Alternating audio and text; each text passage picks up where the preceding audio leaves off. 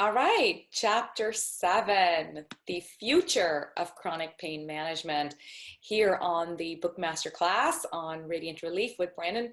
Tell us a little bit about how do you see the future of chronic pain management unfolding? Well, I believe that we are going to be able to significantly change how pain is understood and how it's treated and create kind of a social shift around this. Because 100 million people have chronic pain, because hundreds of thousands, if not millions, are disrupted because of opioids or other medications or other therapies that aren't doing an effective job. This is really a relevant problem to all of us in society. Whether or not we suffer from chronic pain, there's a good chance that somebody in our family, in our circles, is dealing with this, right? So, the ability to create inroads and to touch the lives of so many people is an important part of what we're doing. And as I talked about before, not just masking the pain, but helping people create a different relationship to their pain, a different level of understanding, and a safer result through our therapy, getting their lives back.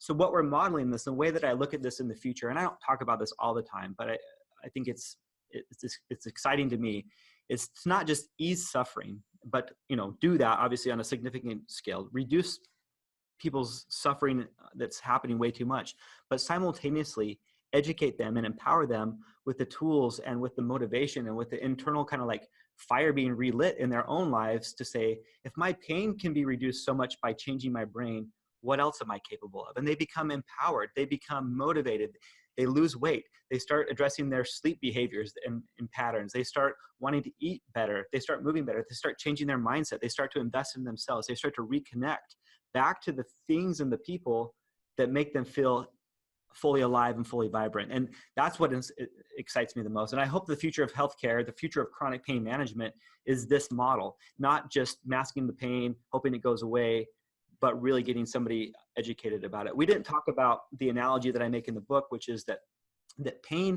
chronic pain is really more like credit card debt. It's not a one-to-one experience ratio. There's an accumulation of events. So if I give you a credit card with $3,000 limit, and you start using that credit card to buy gas and groceries and school supplies for the kids, as long as you pay the bank the minimum payment every month, everybody's happy, right? The bank is getting paid and you have access to this That's credit.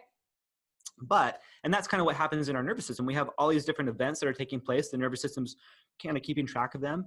But if there's an event that puts us over the tipping point, so in the credit card analogy, let's say the car breaks down and you need to buy a new transmission for $1,700, but you only have $1,500 of available credit on your credit card.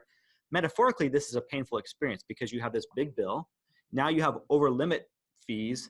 And if you were relying upon that credit card to buy gas, to get to work, or to buy food for your kids, or to keep your utilities paid because you don't get your paycheck for another week and a half, then the impact of what this is costing you is made even worse. And so the nervous system's job is to keep us alive. So it's taking basically a deep subconscious record of everything that it perceives as a threat to our ability to stay alive, like a charge to an account.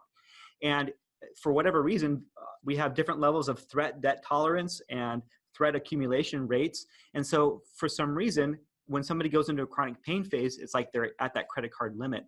And even normal sensory experience like a touch or walking or sleeping, things that shouldn't cause pain, all of a sudden just start to be interpreted as a threat or as a pain experience. And so we think of it, oh, it's because of this event that I'm in pain. Well, yes, that was maybe the tipping point, but if you didn't have all this accumulation of, aggregation of threat events on your system, if you were processing those out, in a better way, this event would have been a minor thing and you would have healed from it and been back. So educating people, about this and then giving them the tools in which they can be empowered is so exciting and so fun to be a part of.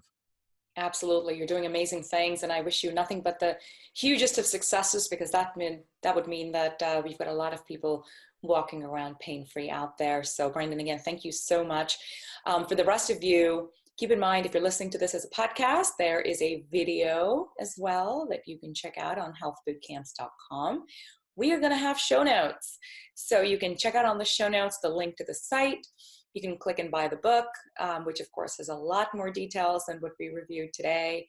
And over the last few video interviews that we did for the book masterclass, share.